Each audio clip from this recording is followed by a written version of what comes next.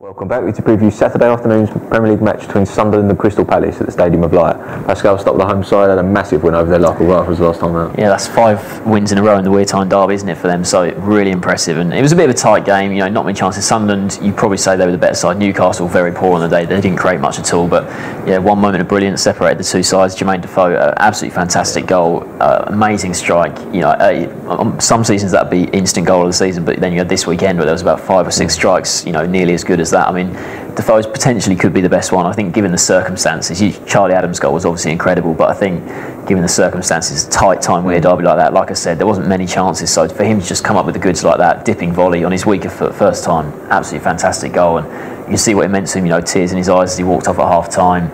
You know, really emotional scenes, and he just shows that he still loves the game. You know, even though he's been around for a long time now, obviously spent some time with Toronto in the MLS, but yeah, really, really impressive. And I think, yeah, it was just a massive win for Sunderland.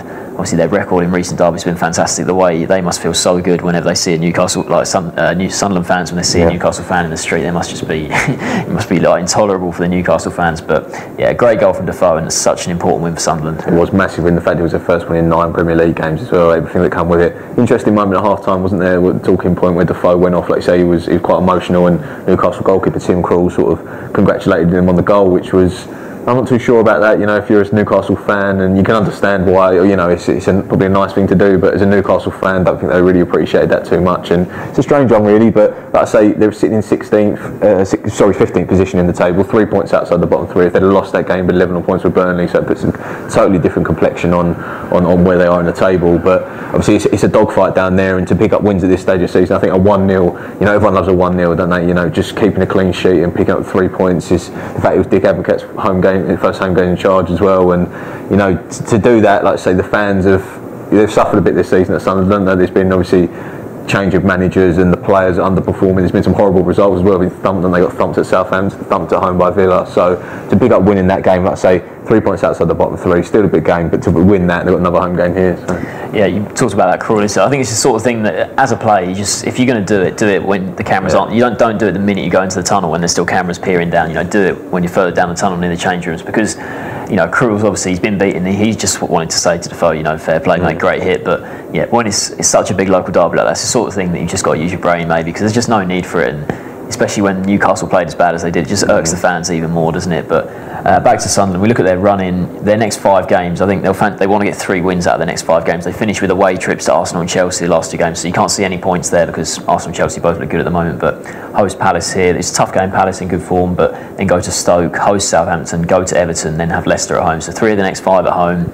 I think Advocaat will probably want 3 wins out of these, you know, depending on where they come. I think they'll fancy maybe getting something at Stoke, but yeah, I think he'll want to get 3 wins here because, like I said, finishing with Arsenal and Chelsea, if they dip off form now, they'd be in real danger because, you know, they finish with 2 difficult fixtures, and they'll need to pick up some wins in these next 5 games for sure. You mentioned they want to pick up wins at home. They've only won 3 games all season at home, so it's a big ask, and no team in the league has scored fewer goals than Sunderland at home, so I'd say that's been a real problem for them.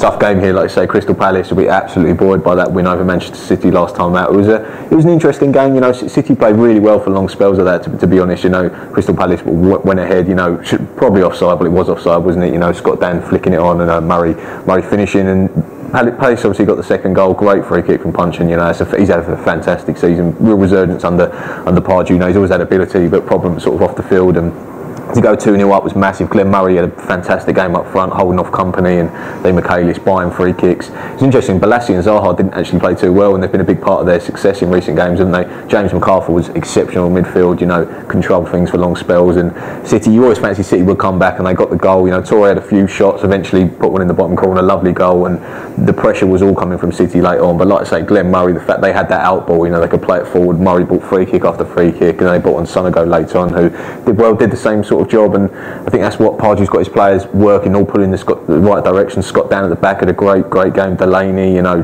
Joel Ward having a good season as well, and they managed to hold on. I think in previous years, you know, they'd have maybe wilted under the pressure from City, which was really strong because City were obviously under massive pressure themselves. But to hold on and win that game, 4 wins in the last 5 games, and I don't think anyone could predict that Pardew would have done that well. Talking about Tony Pulis last season, but Pardew's done brilliant, and you know, all credit to him.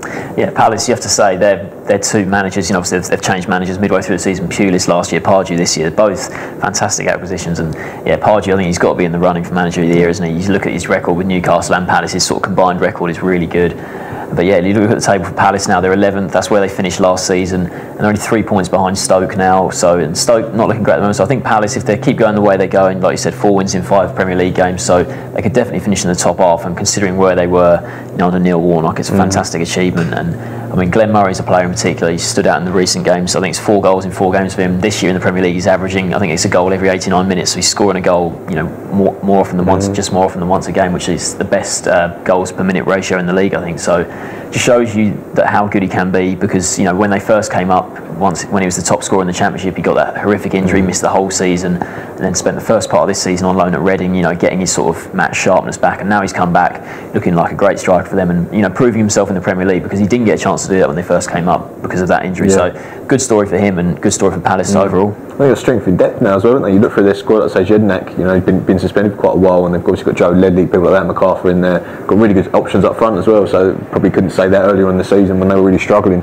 It's a tight game, isn't it? It's a tough one, could be a bit sort of bitty for long spells. Who's your score prediction for this one? I'm going to back Palace. I think Sunderland, even though that was a great win over Newcastle, their home form, like I said, it hasn't been great on the whole, and I just think the way Palace are going at the moment, they're playing with no fear, they know they're safe, and I just think they might just have too much for Sunderland. I'm going to say 2-1 to Palace. 2-1. I actually agree with a Palace win as well. I'm actually going to go 2-0. Like I say, you fancy Palace maybe might drop off in one game, but they've been good on the road this season. I think Pardew's record away since he's been there is better than at home in the league. So the fact that they've been playing so well, Balassi Zaha will cause all sorts of problems, I fancy. So I fancy Palace as well to win 2-0. So we're both back in Palace to win this one.